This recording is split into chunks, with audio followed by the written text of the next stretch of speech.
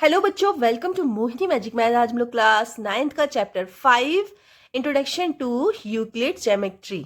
इसमें एक्सरसाइज सिर्फ एक ही दे रखी है आपको, 5.1। इसका क्वेश्चन नंबर 1 करेंगे। चलिए तो स्टार्ट कर लेते हैं। Which of the following statements are true and which are false, give reason for your answer.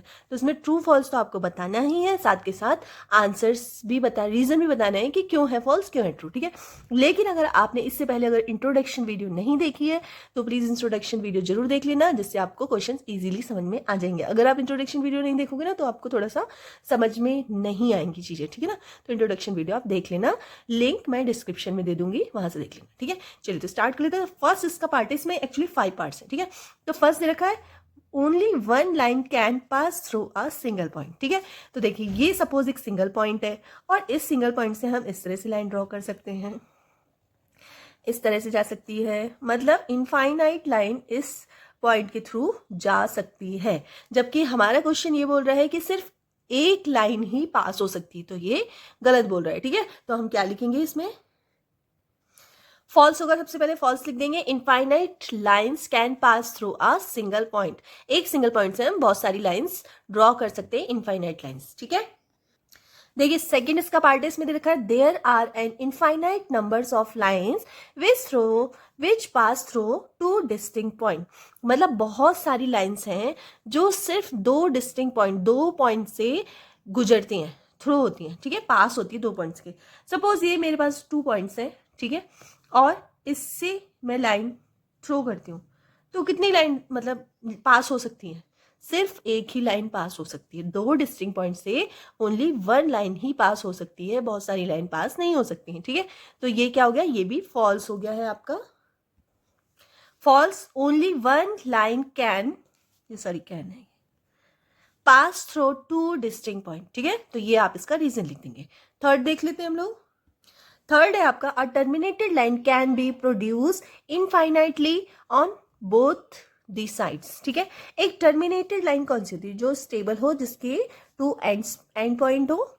इस तरह से ये टर्मिनेटेड लाइन होगी जिसको हम इनफाइनाइटली दोनों साइड, बोथ साइड हम आगे बढ़ा सकते हैं। इनफाइनाइटली मतलब कितना भी आप बढ़ा सकते हो, इसको हम बोलते हैं, बस यही टर्मिनेटेड लाइन है। ठीक है, इनफाइनाइटली बोथ साइड बढ़ाई जा सकती है, इंक्रीज की जा सकती है, प्रोड्यूस की जा सकती है। ठीक है, तो ये क्या है, ये ट्रू है, ये स्टेटमेंट ट्रू है। तो हम क्या लिखेंगे इसमें, तो इसका आंसर होगा ट्रू।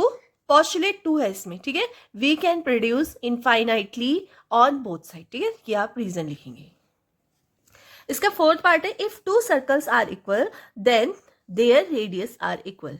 तो ये भी स्टेटमेंट आपका बिल्कुल ठीक है कि अगर 2 सर्कल हैं और दोनों की रेडियस इक्वल है, तो अगर दोनों की रेडियस इक्वल है तो वो एक दूसरे के ऊपर आ सकते हैं, कोइंसाइड करेंगे। मतलब अगर इसके ऊपर सेम इसी मेजरमेंट का, इसी रेडियस का सर्कल रखा जाए तो एक दूसरे को कोइंसाइड करेंगे वो, और इनके एरियाज इक्वल होंगे, इनकी सर्कमफेरेंस इक्वल होगी और इनकी रेडियस भी इक्वल होगी।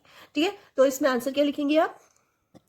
तो सबसे पहले इसकी स्टेटमेंट क्या है, ट्रू है। आप रीजन क्या लिखेंगे, if 2 circles are equal then they coincide each other, their center and boundaries coincide, so therefore their radii are equal। Ready बोल सकते हैं, रेडियस।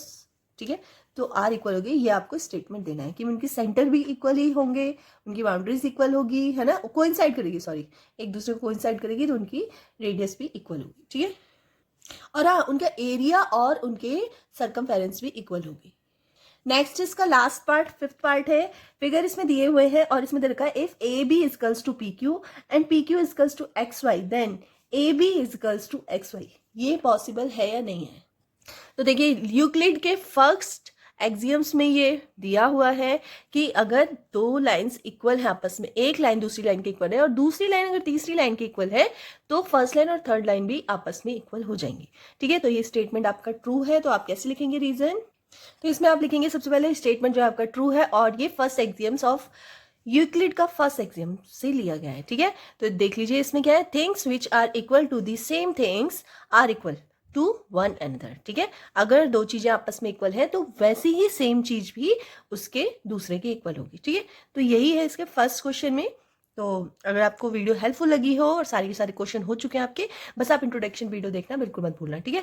तो अगर वीडियो आपको थोड़ी सी भी हेल्पफुल लगी तो प्लीज़ वीडियो को लाइक कर देना, चैनल पर नए हो तो सब्सक्राइब कर लेना, अपने फ्रेंड सर्कल में शेयर कर देना। मिलते हैं नेक्स्ट वीडियो में, तब तक के लिए बाय।